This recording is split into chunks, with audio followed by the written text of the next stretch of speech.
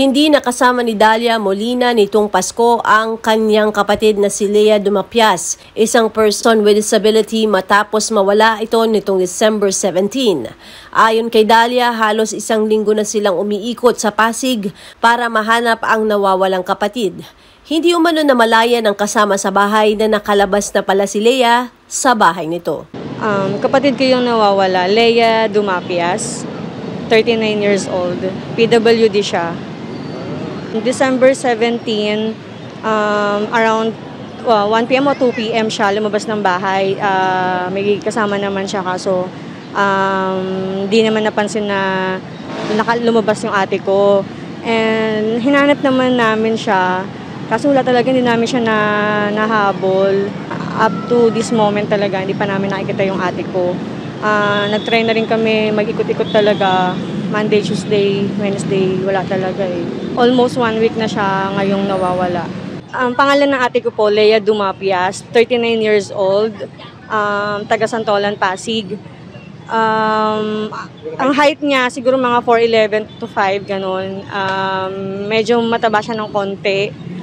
Yung buhok niya parang medyo lagpas lang ng balikat.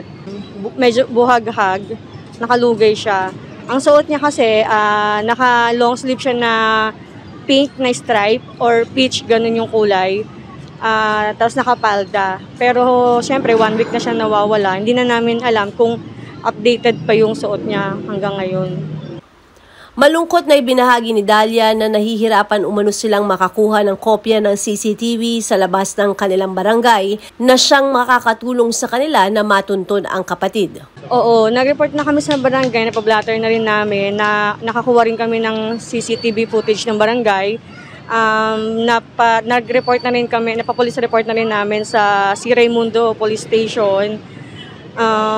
Yun nga lang, actually, kailangan talaga namin ng CCTV ng paglabas ng Santolan. Doon talaga kami nadismaya kasi wala talaga kaming nakuhang CCTV sa kabilang barangay or sa isang barangay na katabi pa na main road. So, pero pumunta kami ng command center dito, hindi din kami na-provide ng CCTV. Sad to say talaga. Para sana may idea kami kung saan namin hahanapin yung ate ko. Sa CCTV ng barangay namin, may footage naman doon na palabas siya ng Santolan. So talagang lumabas siya ng barangay. Yun nga lang, hindi namin alam kung sa right side o left side siya pumunta. Pero parehas left and right side, tinignan na rin namin eh. Wala talaga eh. Umaasa ang nakababatang kapatid na muli silang magkakasama ng kanyang ate. Panawagan niya na matulungan siya ng mamamayan na mahanap si Lea.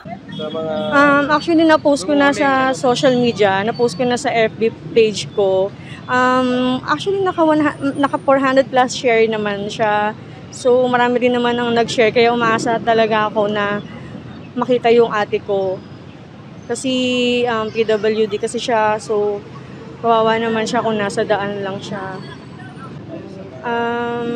Kung sino naman po yung nakakita sa ate ko o nakakita nung December 17 na sa kanya, kung meron siya na-stopan na establishment na natatandaan yung ate ko, pwede nyo kaming makontak kasi mahalagang bagay din po yun kung saan siya natulog nung Monday, Tuesday, Wednesday. Kung sakaling baka napansin nila sa mga establishment, malaking bagay po yun na malaman namin, malid namin kung saan-saan siya nagpupunta. Kasi talagang kailangan din talaga namin siyang makita dahil nga almost 1 week na rin talaga, hindi namin alam kung nakakakain siya. Kaya kung nakikiusap po kami, kung napansin niyo yung ate ko, paki-reach out na lang din po kami sa aming FB page. Marami na rin naman po yung share sa contact number po. Ako si Luan Peñano para sa latest ng iNews Pasig.